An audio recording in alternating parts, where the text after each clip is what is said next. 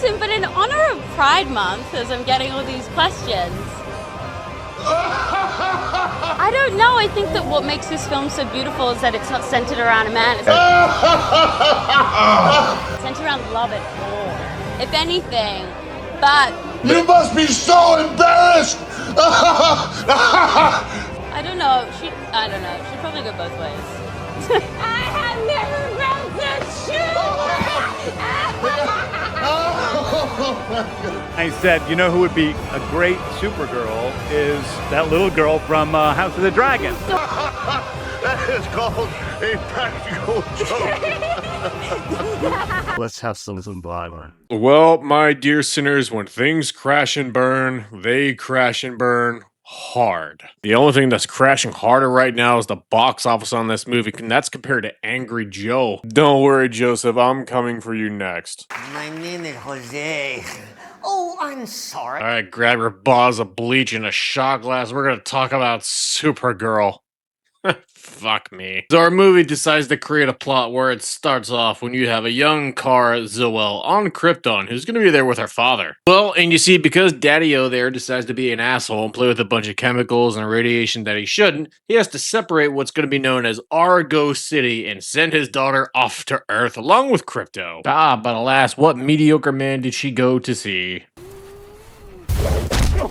But now Kara Zor-El is going to be developing some daddy issues because everyone on her home planet is pretty much toast. Or a walking corpse at this point. Uh-oh. Someone had some daddy issues. You know what? Fuck it. The planet's destroyed, Krypton's gone. But from now on, I'm calling you Ashley, because Ashley here decides to do very Ashley things, which is go out and get blasted at a bunch of bars, dancing like an idiot, waking up hungover every morning, not knowing how to deal with her trauma. I mean, call me crazy here, but old Ashley seems like the perfect kind of role model for someone that wants to be a superhero. I mean, come on. Ashley is just the epitome of what women should inspire to be. But I would love to inspire you to hit that like and subscribe button and let me know in the comment section below what you thought of Supergirl. Or Ashley's new movie. So then you can get Ashley here, who's being passed around at a bottle at a single mom's wine night reading smutty books. That's when our little friend Ruthie here comes, because some guy named Krem decided to kill her parents. Well, our old friend Krem here got rejected from the Mad Max reboot, you know, the one that didn't have Mad Max in it, decides to come in and shoot Krypto with a poison dart. Does it kill Krypto instantly? No. It has to wait 3 days. Could he have just shot him? Yes. Did he? No. I mean, fucking what? Who approved this script?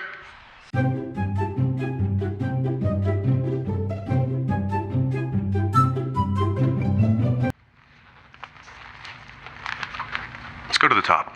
Yeah, fucking genius move there, Jimothy. Have a girl with no experience write a $200+ million superhero movie. And to address this stupid elephant in the room, yes, Jason Momoa as Lobo was in this movie. We all knew it. And quite honestly, there was always the rumor and all the talking that Jason Momoa was born to play Lobo. You know what he does in this movie? Fuck all, nothing. You could have completely taken Lobo out of this movie and it wouldn't have changed a single aspect of it. And I'm not even mad at Jason Momoa. He's a pretty decent dude. He seems pretty simple and grounded in a lot of things. This is absolutely the fault, for him at least, the writing. So we can get back to that bottle of bleach that we're trying to polish off now. Ashley learns the difference of letting someone live and then letting someone die, because she decides to kill somebody at the end of the movie, and I wonder who that was. But Ashley comes to the sudden realization that Earth ain't so bad and decides to head back. Boom, there you go. There's no post-credit scene. I honestly like to give criticism on these movies and look for the pros and the cons, but I always try to see the good in some aspect of this movie, whether it's going to be the cinematography, the direction, the score, and there's just none. You can tell yourself all day long that James Gunn was not involved in this movie, but Supergirl by James Gunn has his dirty little fingerprints all over it. There's just something about that jacket that looks very familiar. Can you put your finger on it? You serious?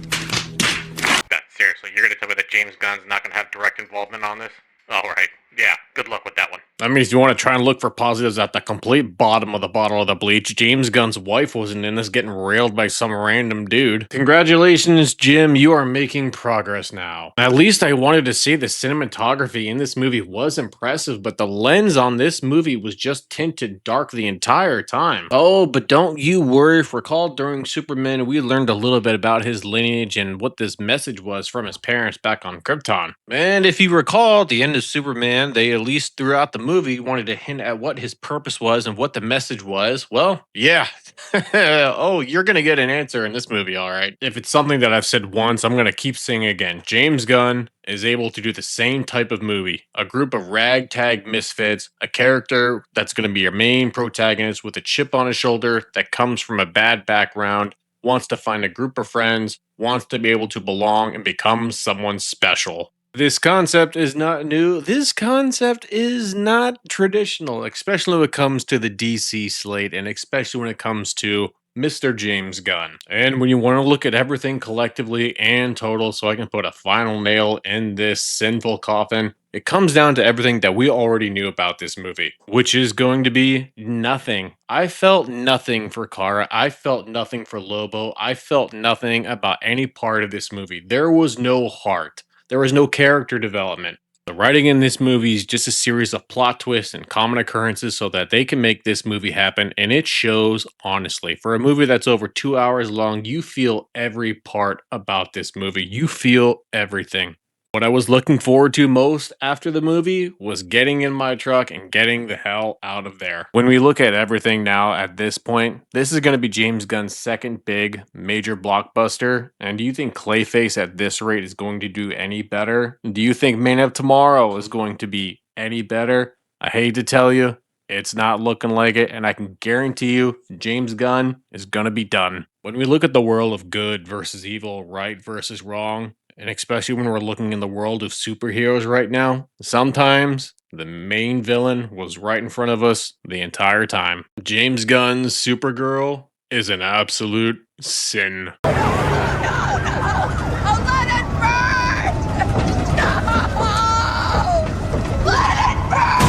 If you enjoyed this video, please like, share, and subscribe. And if you did enjoy this video, I thank you all so much for watching.